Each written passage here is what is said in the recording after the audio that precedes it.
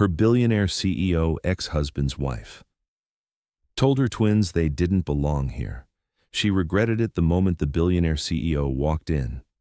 Children don't really belong here. The words hung in the air like poison.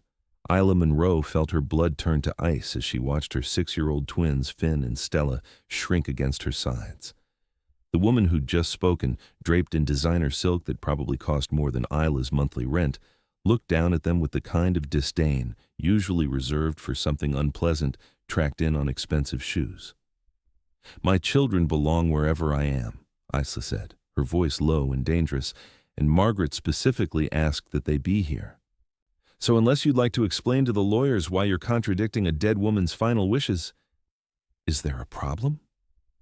The voice that cut through the tension was deep, familiar, devastating. And when Isla turned to see Damian Westbrook standing in the doorway, 7 years of buried pain came flooding back in an instant. But it was what happened next that would change everything. Because in exactly 10 minutes, a lawyer would read a will that exposed a secret Isla had kept for 6 years. A secret that would destroy a marriage, shatter a billionaire's carefully constructed life, and force two people who'd once loved each other to confront the devastating truth about the night that tore them apart. Have you ever had someone look at your children like they were trash, like they had no right to exist in their world? That's exactly what happened to Isla Monroe the moment she stepped into the Westbrook estate.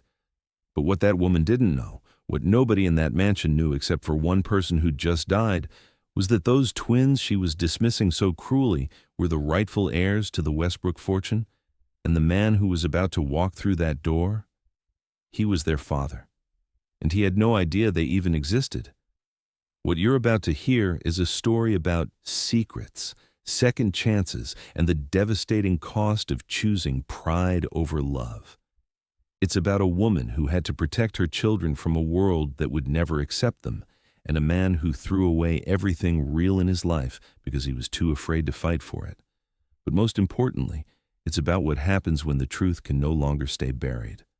And trust me, by the end of this story, you'll understand why sometimes the hardest thing and the right thing are exactly the same.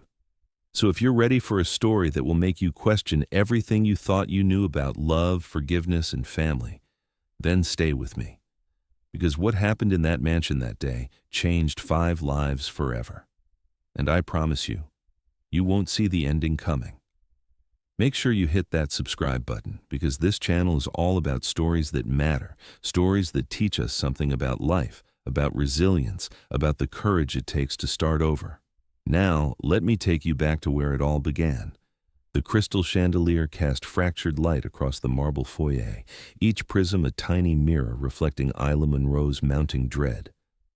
She stood at the entrance of the Westbrook estate, her 6-year-old twins, Finn and Stella, pressed against her sides like small anchors in a storm. The mansion before them wasn't just imposing, it was a monument to everything she'd once fled from, everything she'd sworn her children would never have to endure. "Mommy, why's that lady staring at us?" Stella whispered, her small fingers tightening around Isla's hand. The woman in question stood at the top of the grand staircase, surveying them with cold calculation. Victoria Westbrook, the new Mrs. Westbrook. The woman who'd taken Isla's place in a world Isla had been more than happy to leave behind. Isla's jaw tightened. She hadn't wanted to come. The lawyer's letter had been clear. Mandatory attendance at the reading of Margaret Westbrook's will.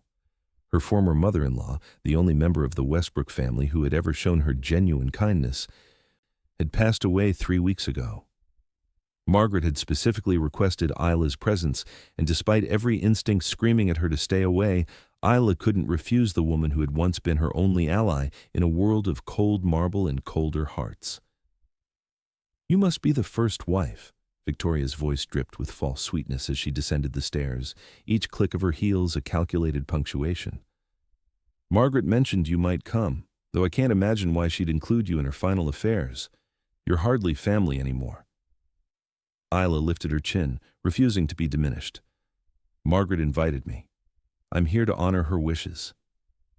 Victoria's gaze slid to the twins, her expression souring further. "And you brought children." "My children," Isla corrected, her voice steady despite the fury building in her chest. Finn and Stella. How quaint. Victoria's smile didn't reach her eyes. She crouched slightly, addressing the twins with exaggerated slowness, as if speaking to simpletons.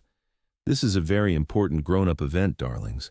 Perhaps you'd be more comfortable waiting in the kitchen with the staff. Children don't really belong here. The words landed like a slap. Finn's face crumpled, and Stella's eyes filled with tears she was too proud to let fall. Isla felt something primal surge through her, the fierce, protective rage that only a mother knows. "My children belong wherever I am," Isla said, her voice low and dangerous, "and Margaret specifically asked that they be here.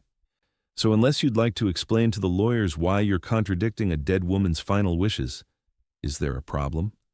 The voice cut through the tension like a blade through silk, deep, familiar, devastating. Isla's breath caught in her throat as she turned toward the study doorway. 7 years. 7 years since she'd last seen Damian Westbrook, and time had only sharpened his edges. He stood in the doorway of his late mother's study, tailored suit fitting him like armor, dark hair slightly longer than she remembered, and those storm-gray eyes that had once looked at her with something resembling love now regarded her with careful neutrality. But it was the flicker. That brief, unmistakable flicker of something raw and unguarded when his gaze found hers. That told Isla he wasn't as composed as he pretended to be.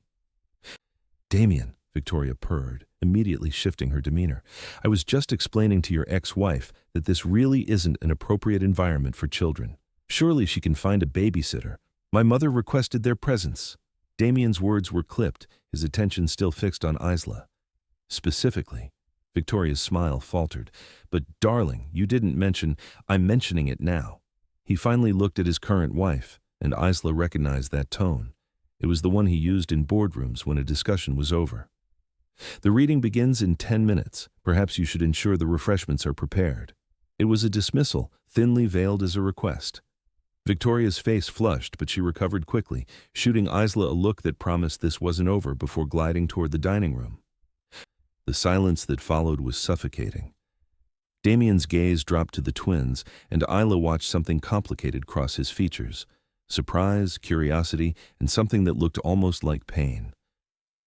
"They're beautiful," he said quietly. Isla's heart hammered against her ribs. "Thank you." Finn, ever braver than his sister, stepped forward slightly. "Are you the man in Grandma Margaret's pictures?" Damian's expression softened in a way Isla hadn't seen in years. "I am. You knew my mother?" "She visited us," Stella offered shyly. "She brought us books and told us stories about castles and dragons." Isla's throat tightened. She'd known Margaret had been visiting the twins over the past 2 years, meeting them at parks and cafes, building a relationship separate from the wreckage of Isla's marriage.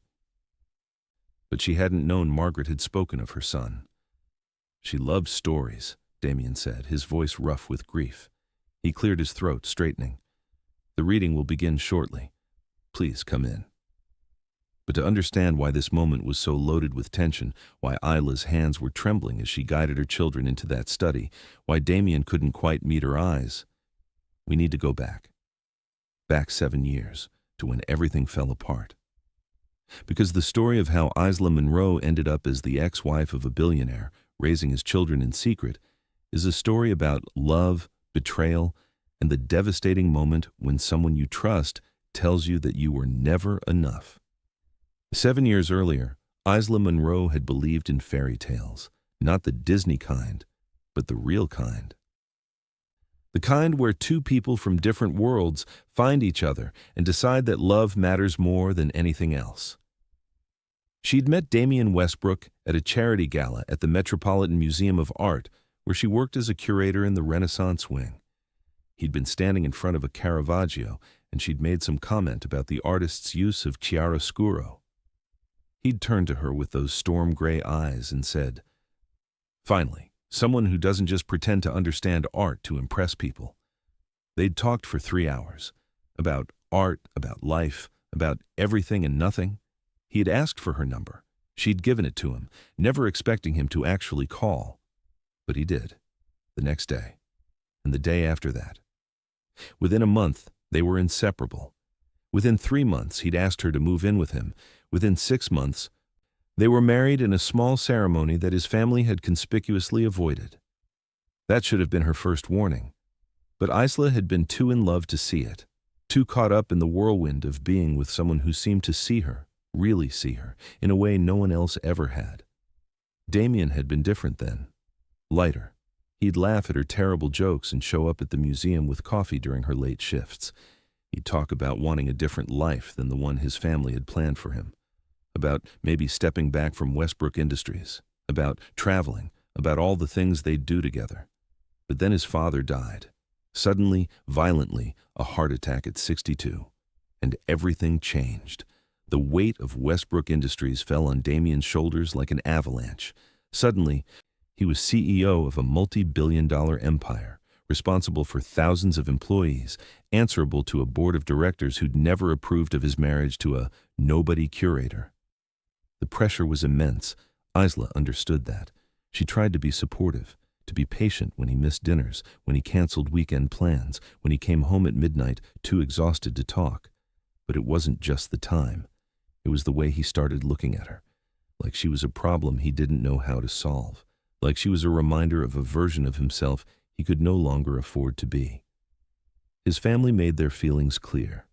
His uncle, who sat on the board, made pointed comments about appropriate partners for men in Damien's position. His cousin's wife, dripping in diamonds and old money, would smile at Isla with pity and say things like, "It must be so hard for you, trying to fit into this world." Even the household staff treated her differently than they treated the family, like she was temporary, like she didn't really belong. The only person who'd been kind to her was Margaret.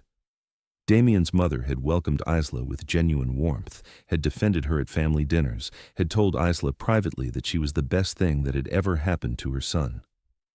"Don't let them break you," Margaret had said once, squeezing Isla's hand. "You're stronger than they think. And you're exactly what Damien needs, even if he's too blind to see it right now." But Margaret's support wasn't enough to save them, because 6 months after his father's death, Damien came home one night with papers in his hand and devastation in his eyes. "We need to talk," he'd said. Isla had been in the kitchen of their penthouse apartment, making dinner that would probably go uneaten. Again. She'd turned off the stove and followed him into the living room, her heart already sinking. "I can't do this anymore," Damien had said, not meeting her eyes. "This? Us? It's not working." "What are you talking about?" Isla had felt the ground shifting beneath her feet. "Damien, I know things have been hard, but—" "It's not about hard," he'd interrupted. "It's about reality. I'm running a company worth billions. I have responsibilities, expectations. I need a partner who understands that world, who can navigate it with me. Someone who can stand beside me at board meetings and charity galas and political dinners without looking like they'd rather be anywhere else." "I've been to those things with you," Isla had protested, her voice rising. "I've tried." "I know you've tried," Damien had said, and there was something almost pitying in his tone that made her feel sick. "But trying isn't enough. I need someone who belongs in that world naturally, someone who was raised for it, someone like—" He'd stopped himself, but Isla had understood. "Someone like Victoria Ashford," she'd said flatly.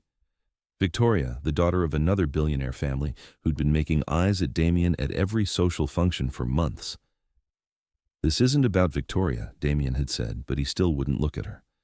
"This is about what's best for the company, for my family's legacy. I need to marry someone who understands my world, Isla. Someone who can be the partner I need. You were a beautiful mistake, but that's all you were. A mistake." The words had hit her like a physical blow.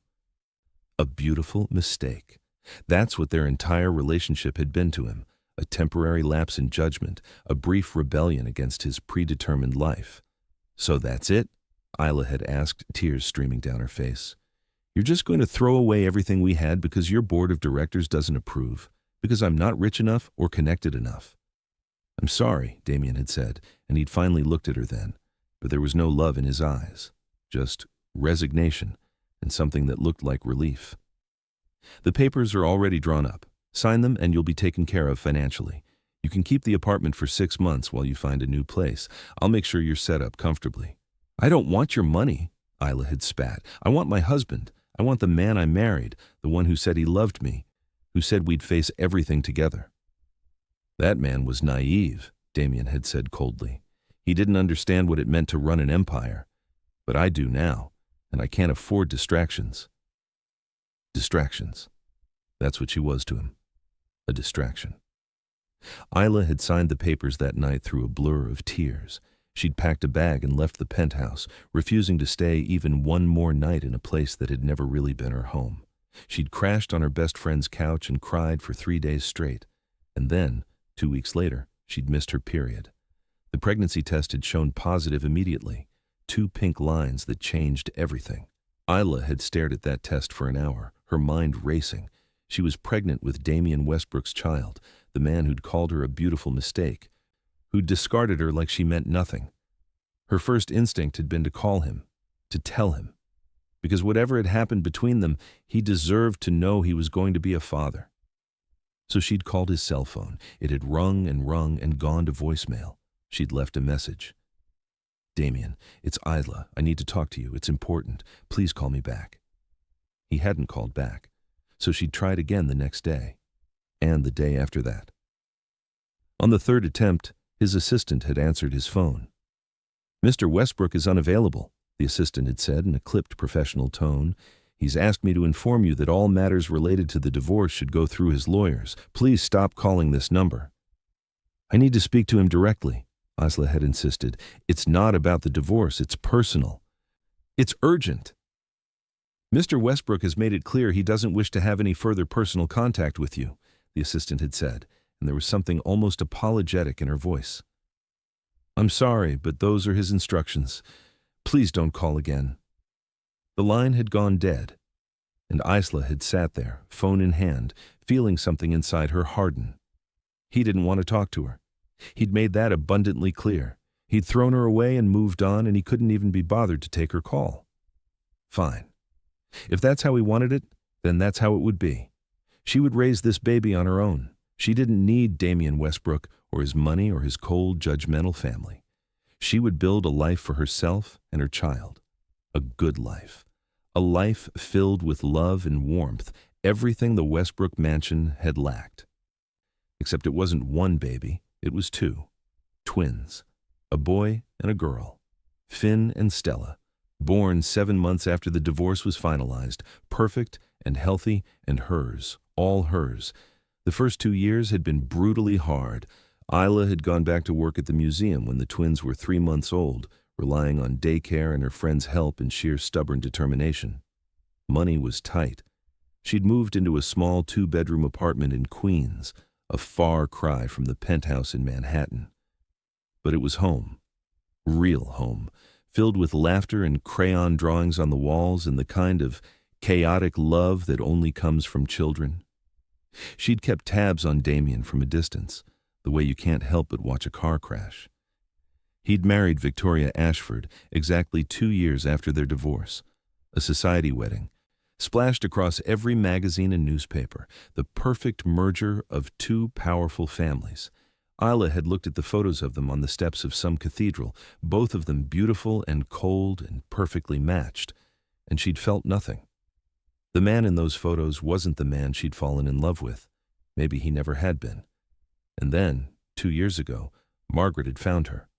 Isla still didn't know how, but one day she'd been at the park with 4-year-old Finn and Stella, and Margaret Westbrook had been sitting on a bench watching them play.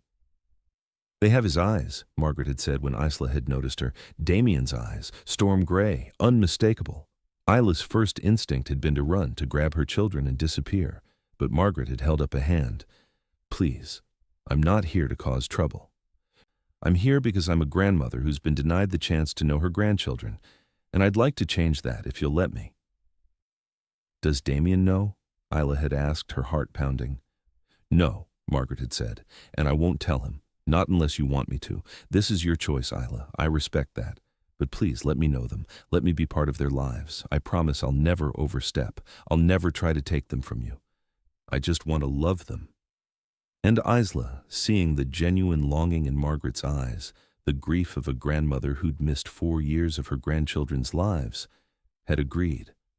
On the condition that it stayed secret, that Damien never knew, that the twins were protected from the Westbrook world and all its cruelty. Margaret had honored that promise.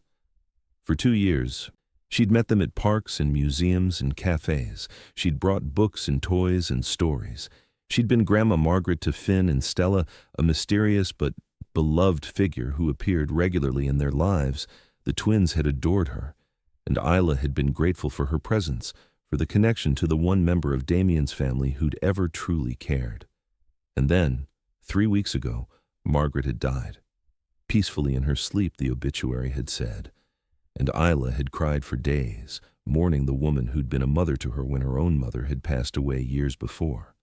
The lawyer's letter had arrived a week later, mandatory attendance at the reading of the will. Margaret had specifically requested Isla's presence and the presence of Finn and Stella, no explanation given, just the instruction that they must be there. And so Isla had come, despite her misgivings, despite knowing she'd have to face Damien again, because Margaret had asked, and Isla owed her that much, which brought her back to this moment, standing in Margaret's study, the room exactly as she remembered it, rich mahogany, floor-to-ceiling bookshelves, and the faint scent of Margaret's lavender perfume still lingering in the air. The lawyer, a severe woman named Ms. Hartley, sat behind the massive desk, surrounded by documents. Victoria had returned, positioning herself possessively beside Damien on the leather sofa. Isla chose a chair across the room, settling the twins on either side of her. She could feel Victoria's eyes boring into her, could sense the other woman's barely contained hostility. Ms. Hartley cleared her throat. "Thank you all for coming. I know this is a difficult time." Margaret Westbrook was very specific about her final wishes, and I'm here to ensure they're carried out exactly as she intended. Shall we begin? Damien nodded, his expression unreadable. Victoria's hand was on his arm, proprietary and possessive. Isla focused on keeping her breathing steady, on projecting calm for the twins' sake. Ms. Hartley began reading the will with practiced efficiency. There were bequests to charities, provisions for staff, family heirlooms distributed among distant relatives, Margaret's jewelry collection split between various nieces, her art collection donated to museums. Standard stuff, really, for someone of Margaret's wealth and status. And then Ms. Hartley reached a section that made everyone in the room go still. "To my son, Damien Alexander Westbrook, I leave my shares in Westbrook Industries, with one condition, that he honor the truth of his heart and the mistakes of his past." Ms. Hartley paused, glancing up at Damien, who looked confused. Then she continued, "To my former daughter-in-law, Isla Monroe, I leave the lake house in Willowmere, along with a trust fund of $5 million to be used for the care and education of her children. My grandchildren." The word hung in the air like a grenade with the pin pulled. Grandchildren. Grandchildren? Victoria's voice was shrill. "That's impossible. Damien doesn't have—" "Finn and Stella Monroe are my biological grandchildren," Ms. Hartley continued, reading from Margaret's letter. "Born 6 years ago, 7 months after my son's divorce from their mother was finalized. DNA testing, which I commissioned privately, confirms their paternity. Damien, my beloved son, you have been a father for 6 years and didn't know it. I pray you can forgive both Isla for her silence and yourself for the blindness that made that silence necessary. If you're as shocked as Damien is right now, hit that like button. Because this story is about to get even more intense, and trust me, you won't want to miss what happens next." The room erupted. Victoria was on her feet, her face contorted with rage and disbelief. "This is absurd! Some kind of scheme to—" But Isla wasn't listening to Victoria. She was watching Damien, watching the color drain from his face as he stared at the twins. She saw the moment the truth clicked into place. The timeline, the features he must have been too shocked to notice before. Finn had his jawline, his dark hair. Stella had his eyes, that exact shade of storm gray. Isla. Her name on his lips was barely a whisper, but it carried the weight of 7 years of questions. "Is it true?" She met his gaze, refusing to flinch from the devastation she saw there. "Yes. You kept my children from me." The words were soft, dangerous. "For 6 years? You made your choice 7 years ago," Isla replied, her voice steady despite the trembling in her hands.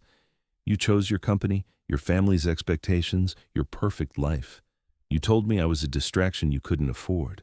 You signed the divorce papers without a single question, without a fight. So yes, Damien, I kept them from you, because they deserved better than a father who saw them as an inconvenience. That's not— Damien stood abruptly, running a hand through his hair. I didn't know you were pregnant. I found out 2 weeks after the divorce was finalized, Isla said. I called you 3 times. You never answered. Your assistant told me you were unavailable and to stop calling. So I stopped. The truth of it settled over the room like ash. Victoria was still sputtering protests, but Damien silenced her with a raised hand, his attention never leaving Isla. I need to speak with you, he said, privately. I don't think that's appropriate, Victoria began.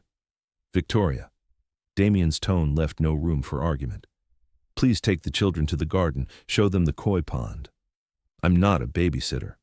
Now. The single word carried such authority that even Victoria fell silent. She shot Isla a look of pure venom before forcing a smile at the twins. Come along, children. Let's leave the adults to their discussion. Finn looked up at Isla uncertainly. She nodded, giving his hand a reassuring squeeze. It's okay, sweetheart. I'll be right here. Stella hesitated, then whispered, Is that man really our daddy? Isla's throat tightened. We'll talk about it in a minute, baby. Go with the lady. Look at the fish. I promise I'm not going anywhere. Once the children and Victoria had left, the silence in the study was deafening. Ms. Hartley quietly excused herself, leaving Isla and Damien alone for the first time in 7 years. Part 2, 9,000 words. Damien stood by the window, his back to her, shoulders rigid with tension. Isla remained in her chair, hands clasped in her lap to keep them from shaking. The silence stretched between them like a chasm. 7 years wide and filled with everything they'd never said to each other. Why didn't you try harder? Damien's voice was raw when he finally spoke. Why didn't you show up at my office, send a letter, something? Isla laughed, but there was no humor in it. You really don't remember, do you?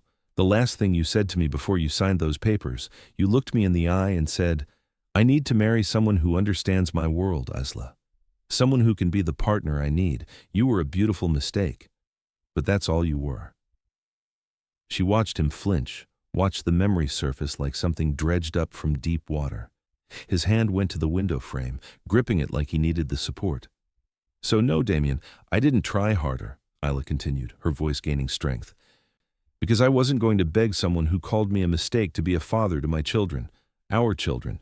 I wasn't going to subject them to a man who might look at them the same way he looked at me that night, like we were inconveniences, like we were problems that needed to be solved and then forgotten. I was an idiot, Damien said quietly, still not turning around. A coward. My father had just died, and I was drowning in expectations, in pressure to be the perfect heir.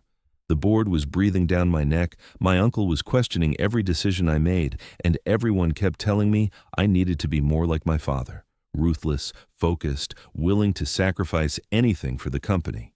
He finally turned to face her, and Isla was startled by the raw pain in his eyes.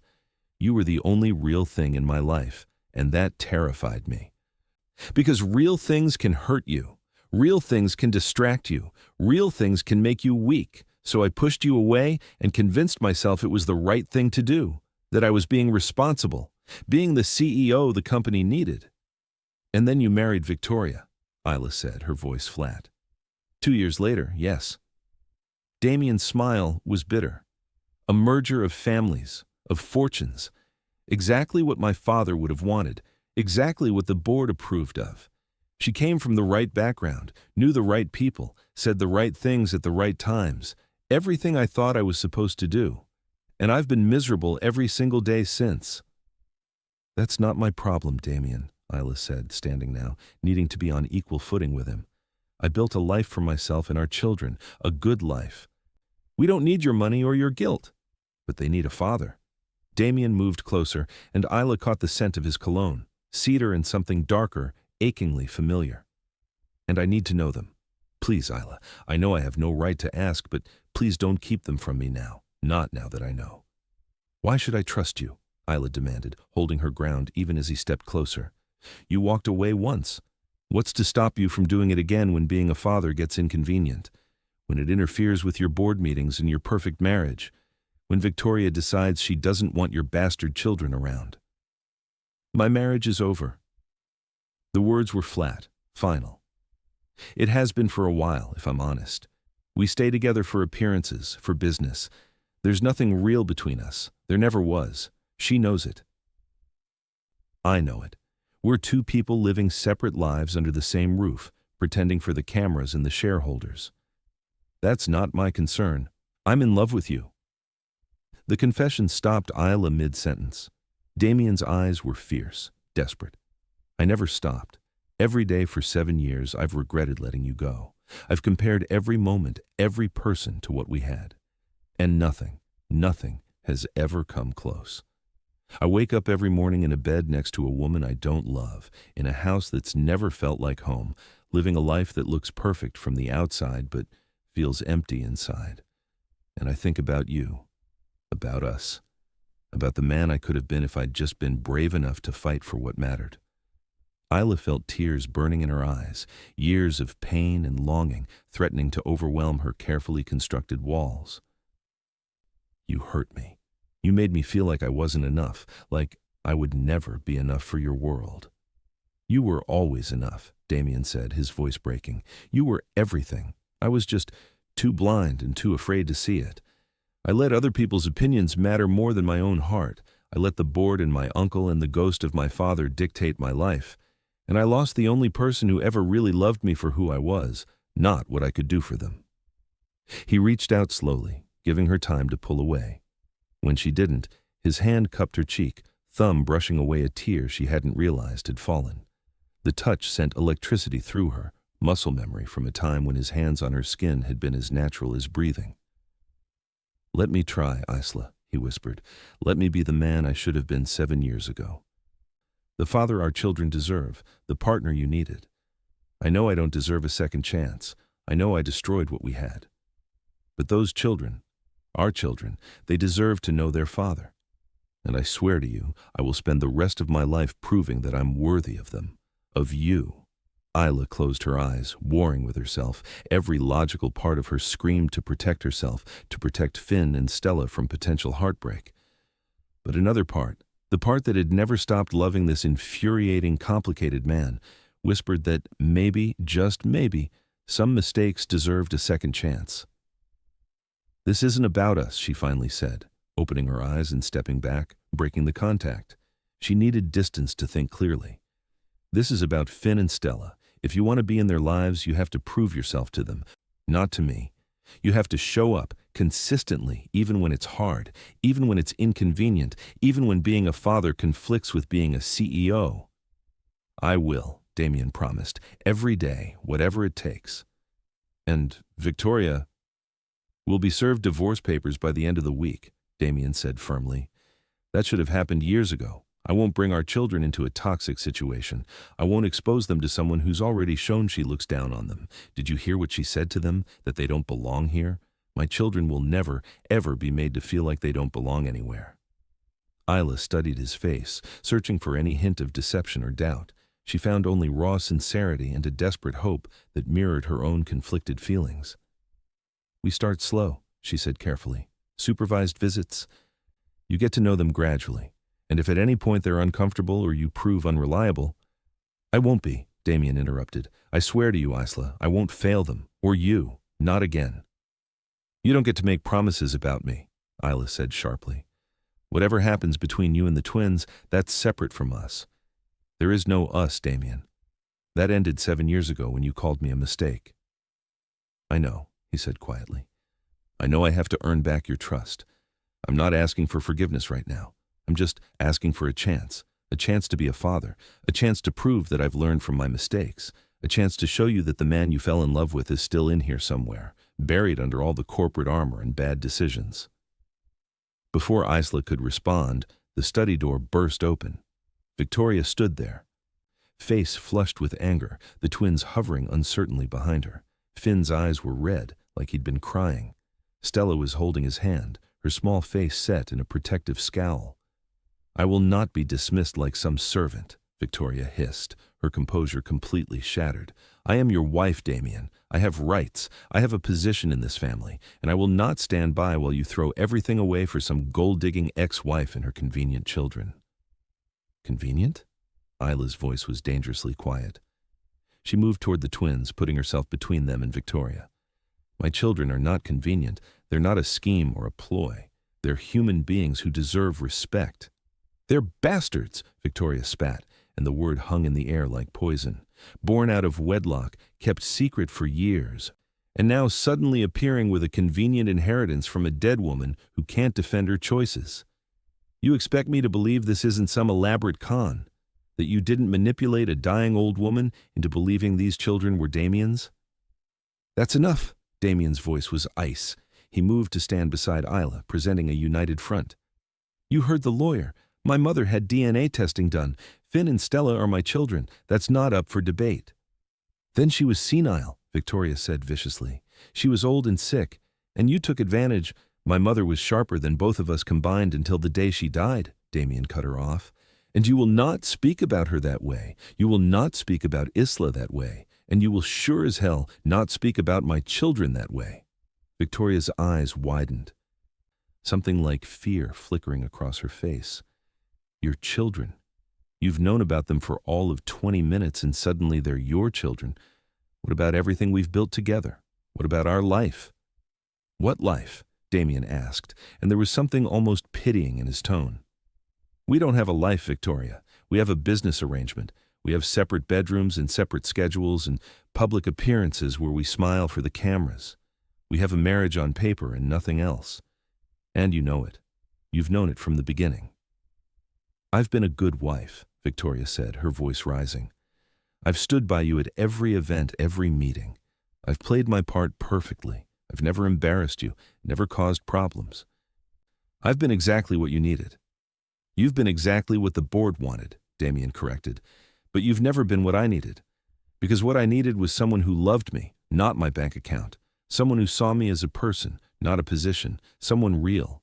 He glanced at Isla, and the look in his eyes made her breath catch. I had that once, and I threw it away because I was too stupid to recognize what I had. But I'm not making that mistake again. Victoria's face contorted with rage. She turned to Isla, her voice dripping with venom.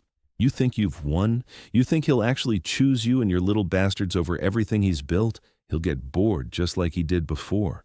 Men like Damien don't end up with women like you. You're not sophisticated enough, not connected enough, not good enough. And when he realizes that, when the novelty wears off and he remembers why he left you in the first place, you'll be right back where you started. Alone and pathetic, raising your children in some tiny apartment, watching his life from a distance and wondering what could have been. Get out. Damien's voice was quiet, but it carried the weight of absolute authority. Get out of this house. Get out of my life. We're done, Victoria. My lawyers will contact you tomorrow morning. You'll be well compensated for your time, but this marriage is over. You can't just...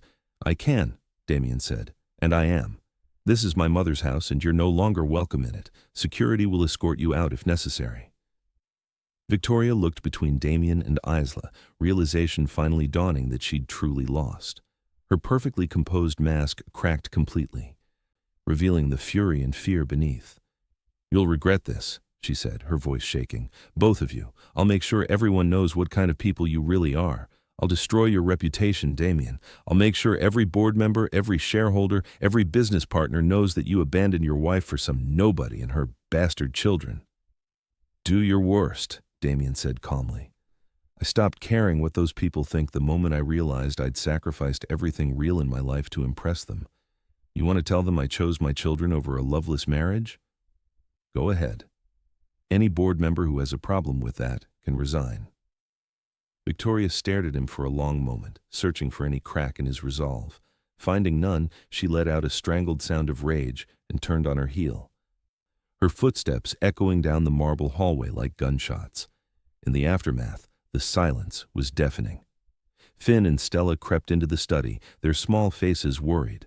Isla immediately knelt, gathering them close, checking them over. Are you okay, babies? Did she say anything else to you? She said we were lying, Finn said quietly, his voice small. She said we weren't really part of this family and we should go back where we came from. Isla felt rage surge through her again, but she forced herself to stay calm for the twins' sake. She was wrong. She was angry, and she said things that weren't true. But are we really part of this family? Stella asked, looking up at Damien with those storm-gray eyes that were so like his. Is he really our daddy? Damien knelt beside Isla, bringing himself to the twins' eye level. Up close, the resemblance was unmistakable. Finn had his jawline, his dark hair, even the way his eyebrows drew together when he was thinking. Stella had his eyes, his nose, the same stubborn set to her chin. Yes, Damien said gently, his voice thick with emotion. I'm your father, and I'm so sorry I wasn't there before. That's my fault, not your mother's. She tried to tell me about you, but I didn't listen. I made a terrible mistake. But I'm here now, and I would very much like to get to know you, if that's okay.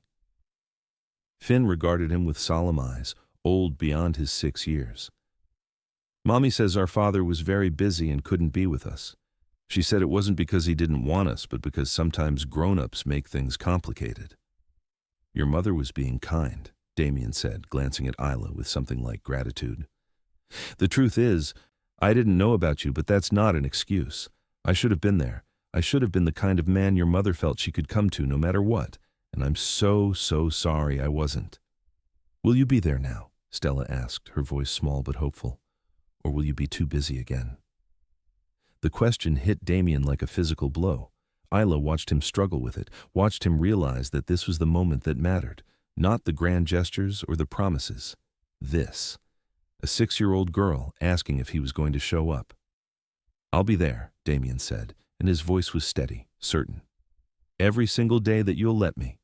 I'll be at your school plays and your soccer games and your birthday parties. I'll help with homework and read bedtime stories and teach you how to ride bikes if you don't know how already. I'll be there for the big things and the small things and everything in between.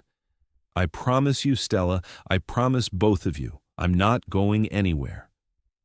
The twins looked at each other in that wordless way siblings do, communicating in a language only they understood. Some silent negotiation happened between them, weighing this stranger's words against their own instincts and their mother's presence beside them. Finally, Finn nodded slowly. Okay, but you have to prove it. Mommy says people prove who they are by what they do, not what they say. Damien's laugh was watery, relief and joy mingling with lingering grief for all the time he'd lost. Your mother is absolutely right, and I will prove it, every day for the rest of my life. Deal? He held out his hand, and after a moment's hesitation, Finn shook it solemnly. Then Stella, not wanting to be left out, placed her small hand in Damien's free one. Do you know how to play chess? Finn asked suddenly. Grandma Margaret was teaching me, but she said I needed to practice with someone who was really good. She said my daddy was the best chess player she knew. Damien's eyes filled with tears he didn't bother to hide. I do know how to play chess. My mother taught me when I was about your age. I'd love to play with you if you want. Can we go see the koi pond now? Stella asked, the crisis apparently resolved in her mind with the resilience of childhood.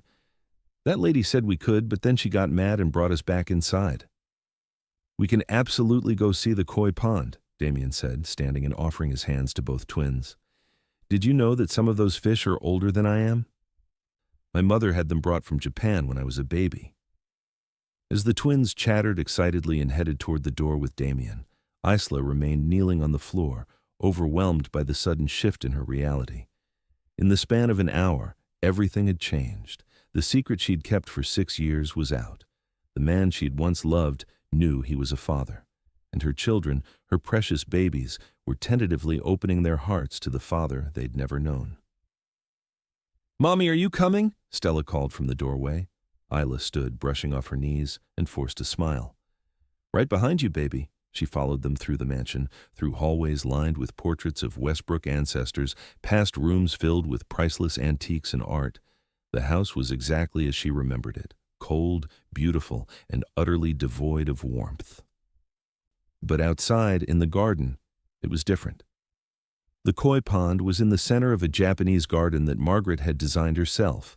Stone pathways wound between carefully pruned trees and flowering bushes. The pond itself was large, filled with massive koi in brilliant oranges, whites, and blacks. The fish moved through the water like living jewels, their scales catching the afternoon light. Finn and Stella were immediately entranced, kneeling at the edge of the pond to watch the fish. Damien knelt beside them, pointing out different fish and telling them their names. Margaret had named them all, apparently. There was Emperor, the largest orange koi; Duchess, a white one with black spots; Prince, a sleek black one that moved like a shadow. Isla stood back, watching this scene that felt both surreal and somehow inevitable. Damien with their children, the three of them with their heads bent together, dark hair and storm-gray eyes marking them as family in a way that couldn't be denied. "He's good with them," a voice said beside her. Isla turned to find Ms. Hartley, the lawyer, standing there with a small smile on her usually severe face. "Margaret knew he would be," Ms. Hartley continued. "She talked about it often in the months before she passed, about how Damien had always wanted children, but Victoria refused, about how he would have been a wonderful father if he'd been given the chance. She was so angry at him for letting you go, you know. She told him so, many times. But he was stubborn, convinced he'd made the right choice." "Why are you telling me this?" Isla asked quietly. "Because Margaret asked me to," Ms. Hartley said. "She left me a letter to give you, after the will was read. She wanted you to understand why she did what she did, why she revealed the secret instead of taking it to her grave." She handed Isla an envelope, thick cream paper with Margaret's elegant handwriting on the front. Isla's name, nothing more. "I'll leave you to read it in private," Ms. Hartley said. "But for what it's worth, Margaret loved you like a daughter. She never stopped considering you family, even after the divorce, and she wanted you to have a second chance at happiness, all of you." Ms. Hartley walked away, leaving Isla alone with the envelope. She turned it over in her hands, almost afraid to open it. Margaret's last words to her, the explanation for why she'd blown up Isla's carefully constructed life. Finally, she slid her finger under the seal and pulled out the letter. Margaret's handwriting, still strong and clear despite her age. "My dearest Isla, if you're reading this, then I'm gone, and you've just learned that I betrayed your trust. I revealed the secret you asked me to keep, and I'm sure you're angry with me. You have every right to be. But please, let me explain. I've watched my son for 7 years, living a half-life, going through the motions of being the perfect CEO, the perfect husband, the perfect Westbrook heir. And I've watched him die a little more inside every day. The light that used to be in his eyes when he was with you, that joy and passion and realness, it's been gone since the day he let you go. I've also watched you, my dear girl, raising my grandchildren alone, being both mother and father to them, working yourself to exhaustion, never asking for help, never complaining, building a good life for them, yes, but a lonely one. I've seen the way you look sometimes when you think no one is watching, like you're carrying the weight of the world on your shoulders and you're not sure how much longer you can hold it up. And I've watched Finn and Stella, these beautiful, brilliant children who deserve to know their father, who deserve to have both parents in their lives, if that's possible, who deserve the truth, even if it's complicated. I'm an old woman, Isla. I don't have time for pride or pretense anymore. And I've learned that secrets, even ones kept for good reasons, have a way of poisoning everything they touch. You kept Damien's existence from the twins to protect them, and I understand that. But they're getting older. Soon, they'll start asking harder questions. And the longer the secret is kept, the harder the truth will be when it finally comes out. So I'm forcing the issue. I'm revealing the truth in a way that can't be ignored or explained away. I'm giving Damien the shock he needs to wake up from the life he's been sleepwalking through. I'm giving you the financial security you've never asked for but absolutely deserve. And I'm giving my grandchildren the chance to know their father. I know this is hard. I know you're scared. I know you have every reason not to trust Damien, not to believe he's capable of change. But I've seen something in him these past few months since I told him I was dying. A desperation to make things right, to figure out what really matters before it's too late.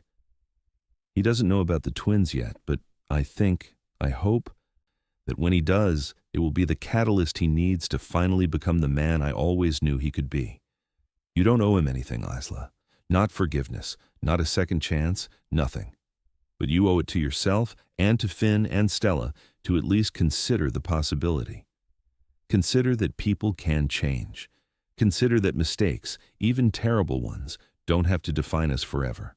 Consider that maybe, just maybe, the love you and Damien shared wasn't a mistake at all, but something real that got buried under fear and pressure and bad timing. I'm not asking you to take him back. I'm not asking you to trust him immediately. I'm just asking you to give him a chance to prove himself, to be a father to his children.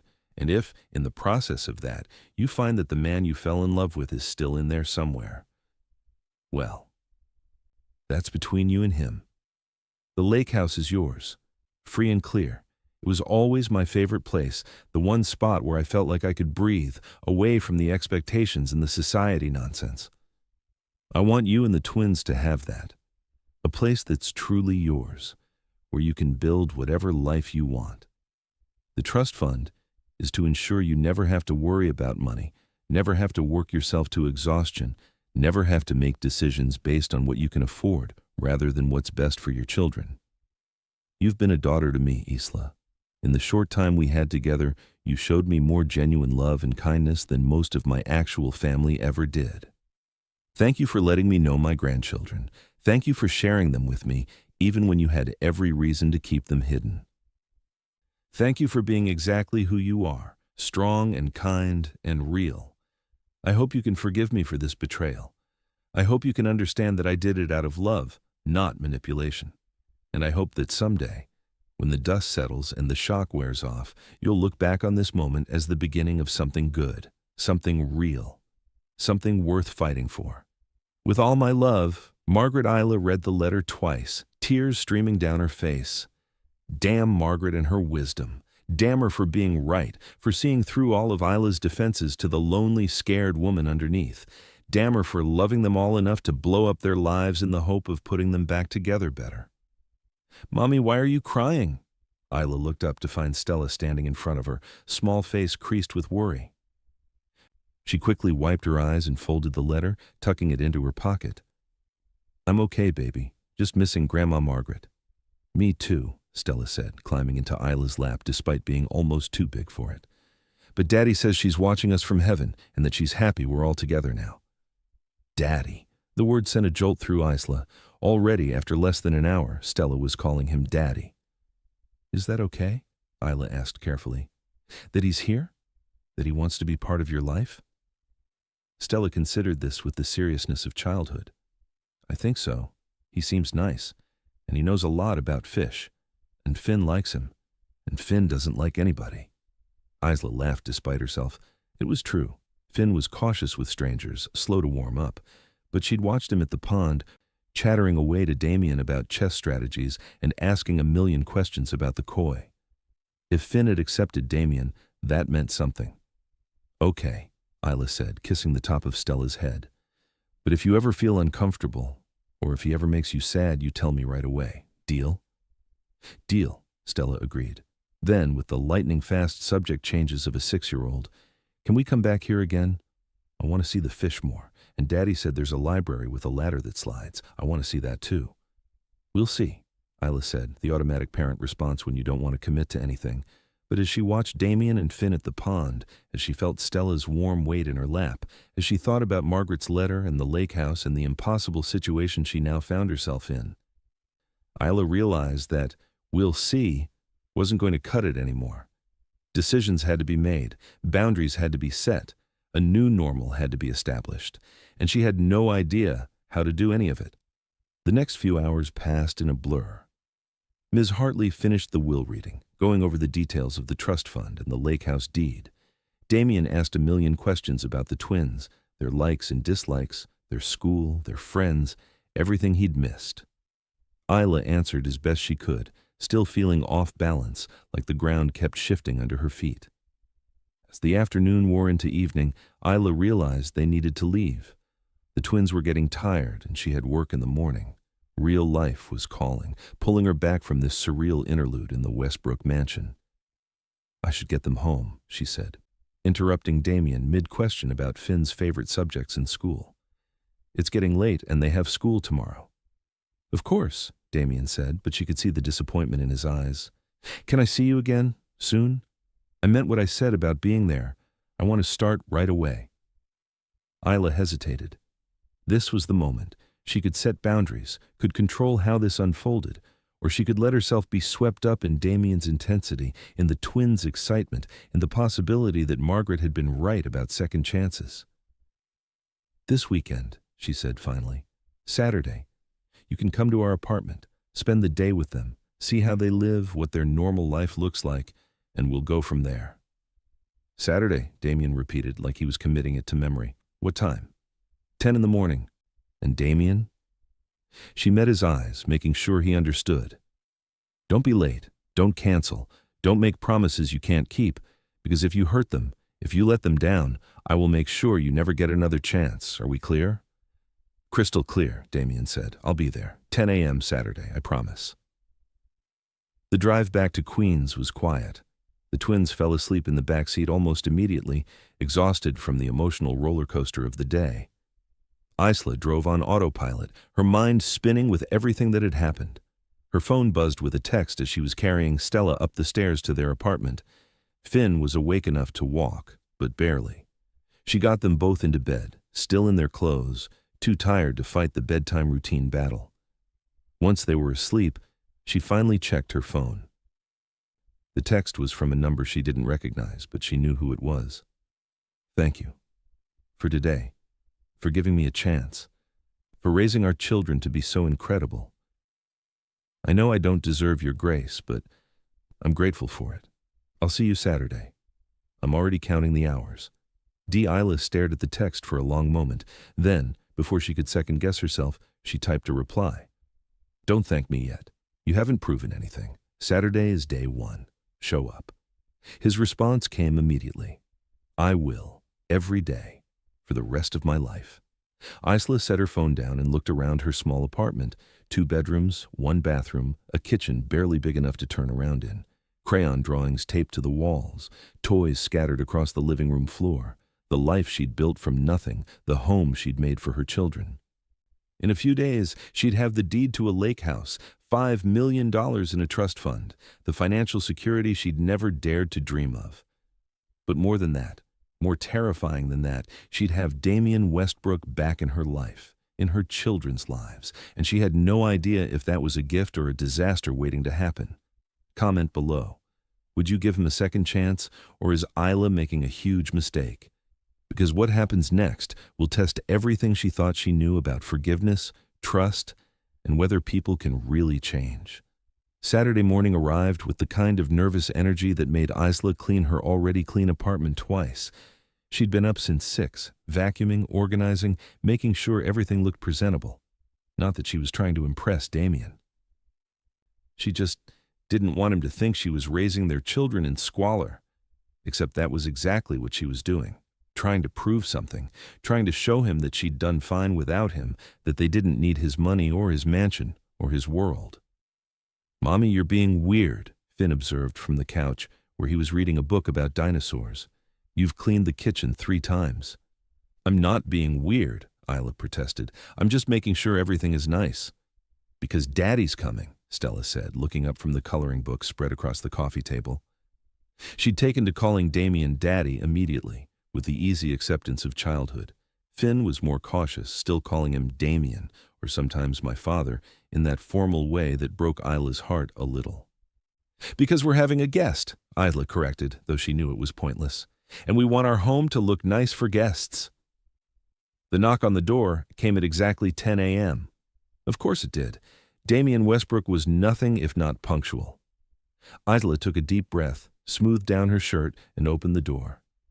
Damien stood in the hallway of her Queens apartment building, looking completely out of place in his designer jeans and cashmere sweater. He was holding a bag from a toy store and looking nervous in a way she'd never seen him look. Damien Westbrook, billionaire CEO, nervous about visiting his children. "Hi," he said. "I'm not late, am I?" "You're right on time," Isla said, stepping back to let him in. "Come in." Damien entered the apartment, and Isla watched him take it in. The small space, the worn furniture, the evidence of children everywhere. She waited for judgment, for some sign that he was comparing this to the Westbrook mansion and finding it lacking. Instead, he smiled. "It's perfect. It's a real home. It's small, Isla said defensively. It's full of love, Damien corrected. You can feel it the moment you walk in.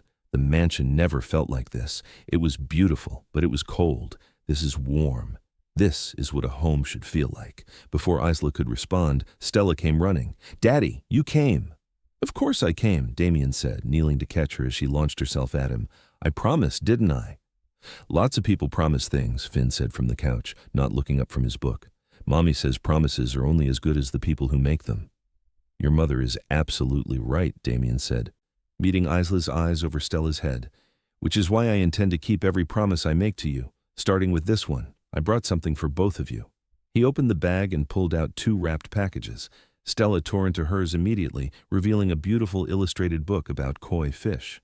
Finn opened his more carefully, finding a chess set with hand-carved wooden pieces. Grandma Margaret told me you were learning chess, Damien said to Finn. I thought maybe we could play together, if you want. Finn's eyes lit up despite his attempt to stay cool. Okay, but I'm pretty good. Grandma said I was a natural. Then I'll have to bring my A game, Damien said seriously. They set up the chessboard on the coffee table, and Isla watched as Damien patiently played with Finn, offering gentle guidance but never talking down to him. Stella curled up next to Damien with her new book, occasionally reading passages out loud about the different types of koi. It was so domestic, so normal, that Isla felt something in her chest crack open. This was what she'd wanted 7 years ago, this simple, perfect scene, a family, together, happy. And watching it now, seeing Damien with their children, she felt the walls she'd built around her heart start to crumble. Checkmate, Finn announced triumphantly, and Damien laughed. You got me. Well played. Your grandmother was right. You're a natural. Want to go again? They played 3 more games, Damien winning 2 and Finn winning 1, both of them completely absorbed in the strategy. Stella eventually got bored and asked if they could go to the park. It was a beautiful October day, the kind where the leaves were just starting to turn and the air had that perfect crispness. Can we, Mommy? Stella asked. Please? Isla looked at Damien, who nodded eagerly. I'd love to, if that's okay with you. Okay, Isla agreed, but we walk. It's only a few blocks. The park was crowded with weekend families, kids on swings, parents pushing strollers, dogs chasing frisbees. Normal life, the kind Isla had built for herself and her children. She watched Damien take it all in, this world so different from the one he usually inhabited. Finn and Stella ran ahead to the playground, and Isla and Damien followed at a slower pace. Thank you, Damien said quietly, for this, for letting me be here. You're their father, Isla said. They deserve to know you. But you didn't have to make it easy, Damien pointed out. You could have made me jump through hoops, could have made me prove myself for months before letting me into their lives. Instead, you're giving me a chance right away. Why? Isla was quiet for a moment, watching Finn help Stella onto the monkey bars. Because Margaret was right. They're getting older. They're starting to ask questions about their father. And I realized that my anger at you, my hurt, it shouldn't keep them from knowing you. If you're serious about being in their lives, then the sooner we start, the better. For them. And for us, Damien asked, is there any chance, any possibility that we could... Don't, Isla interrupted. Don't go there. Not yet. Maybe not ever. Right now this is about you and them. Let's figure that out before we even think about anything else. Okay, Damien agreed. But Isla, I meant what I said. I never stopped loving you. And I know I have to earn back your trust, but I want you to know that I'm not giving up, on them or on the possibility of us. Before Isla could respond, Stella called out, Daddy, Mommy, watch me! They both turned to watch Stella navigate the monkey bars, Damien's face filled with pride and wonder. And Isla thought, not for the first time, that maybe Margaret had been right about more than just the twins deserving to know their father. Maybe second chances were possible. Maybe people could change. Maybe love, real love, was strong enough to survive mistakes and time and everything that tried to tear it apart. But she wasn't ready to believe that yet. Not fully. So she just stood there, watching her children play, with the man she'd once loved standing beside her, and tried not to think about what the future might hold. The day stretched into afternoon. They got hot dogs from a vendor, sat on a bench while the twins played, talked about everything and nothing. Damien told stories about his childhood, about Margaret, about the man he'd been before the weight of Westbrook Industries had crushed the life out of him. Isla found herself laughing, really laughing, for the first time in years. As the sun started to set and the air grew cooler, they walked back to the apartment. The twins were tired, happy, chattering about their day. Damien carried Stella on his shoulders, and Finn held Isla's hand, and they looked like a family. A real family. At the apartment door, Damien hesitated. "Can I come back? Next weekend? Or sooner if you'll let me." "Next weekend," Isla said. "Same time. And Damien?" "Today was good. You did good." His smile was like the sun breaking through clouds. "Thank you. That means everything." He knelt to hug the twins goodbye, promising to see them soon, to call during the week, to be there whenever they needed him. And then he was gone, and Isla was left standing in her apartment doorway, watching him walk down the hall and wondering if she was making the biggest mistake of her life or the best decision she'd ever made.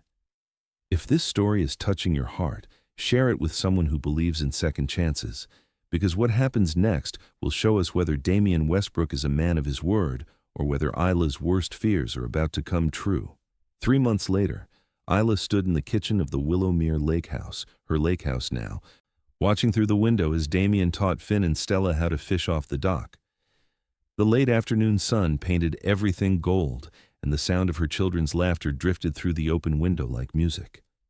True to his word, Damien had shown up, every weekend, without fail, every school event, every parent-teacher conference, every soccer game and dance recital. He'd filed for divorce from Victoria within days of Margaret's will reading, enduring the media circus and social fallout without complaint. The tabloids had been vicious, calling him everything from a deadbeat dad to a home wrecker, never mind that he was the one whose home had been wrecked 7 years ago. He'd downsized his role at Westbrook Industries, delegating more responsibilities so he could be present for the life he'd almost missed. Some board members had resigned in protest. His uncle had threatened to sue for control of the company. Damien had weathered it all with a calm determination that Isla had never seen in him before. And slowly, carefully, he and Isla had begun to rebuild something, not what they'd had before. That was gone, burned away by time and mistakes, but something new, something stronger because it was built on truth and hard-won trust. They'd moved into the lake house a month ago. It was beautiful, everything Margaret had promised. A sprawling house on the water with enough bedrooms for everyone to have their own space, a huge kitchen that actually fit more than one person, and a dock where the twins could fish and swim and just be kids. Damien had his own room when he stayed over on weekends, separate from Isla's. They hadn't crossed that line yet, hadn't even really discussed it. But the tension was there, building with every accidental touch, every lingering glance, every late-night conversation after the twins were asleep. "You're staring." Isla jumped, turning to find Damien standing in the doorway, damp from the lake and grinning. "The kids are comparing their catches. Finn's convinced his is bigger, but Stella's is definitely winning." "She's competitive," Isla said, smiling. "Wonder where she gets that?" "Absolutely no idea," Damien replied innocently, moving closer. "Must be your side of the family." He was close now, close enough that Isla could smell the lake water on his skin, could see the water droplets caught in his hair, close enough that she had to tilt her head back to meet his eyes. "Isla," Damien said softly, his expression turning serious. "I know we agreed to take things slow, and I respect that. But I need you to know this isn't temporary for me. You and Finn and Stella, you're my family. You're my everything. And when you're ready, if you're ever ready, I want to do this right, all of it. I want us to be a real family, not just co-parents, not just friends. I want what we had before, but better, stronger, real." Isla's heart raced. She'd known this conversation was coming, had felt it building for weeks, and she still didn't know what to say. "Damien, I'm not asking for an answer now," he continued. "I'm just asking you to think about it. About us, about the possibility of being a real family, of giving what we had another chance, of believing that people can change, that mistakes don't have to be forever." Before Isla could respond, Stella's voice rang out from the dock. "Daddy! Mommy! Come see! I caught the biggest fish ever! Daddy? The word still made Damien's eyes shine every time he heard it. He looked at Isla, hope and love written plainly across his face, waiting for her response. We should go, Isla said softly, before she throws it back in frustration. Ela. She reached up, cupping his face the way he'd done to her months ago in Margaret's study. The touch sent electricity through both of them, years of longing and love and loss contained in that simple gesture. Ask me again in 6 months, she whispered, when we've had more time, when I'm sure this is real and lasting, when I know for certain that you're not going to wake up one day and decide we're not worth the trouble. Ask me then. Understanding dawned in Damien's eyes, followed by a smile that took her breath away. 6 months, he agreed. I can wait 6 months. I'd wait forever if that's what you needed. Let's hope it doesn't come to that, Isla said, surprising herself with the words, because somewhere along the way, between the fishing lessons and the bedtime stories, between the quiet conversations and the shared laughter, she'd started to believe again. In second chances, in forgiveness, in love that was strong enough to survive mistakes and time and everything that tried to tear it apart. As they walked hand in hand toward the dock, toward their children and the life they were slowly, carefully building together, Isla realized that Margaret had given them more than a house or money. She'd given them the truth, painful and complicated as it was, and with that truth, the possibility of something real. The past couldn't be changed, the years lost couldn't be recovered, but the future stretched out before them, full of promise and potential waiting to be written, and this time they would write it together. On the dock, Finn and Stella were arguing good-naturedly about whose fish was bigger. Damien settled the dispute by declaring them both winners and suggesting they throw them back so they could grow even bigger for next time. The twins agreed, and together the 4 of them watched the fish swim away into the golden water. Can we do this every weekend? Finn asked, looking up at Damien with those serious eyes. Forever? Forever, Damien promised, ruffling his son's hair, or at least until you're too cool to hang out with your old dad. That's never going to happen, Stella declared, wrapping her arms around Damien's waist. You're the best daddy ever. Damien's eyes filled with tears he didn't bother to hide. He looked at Isla over the twins' heads, and the love in his gaze was so intense it almost hurt to witness.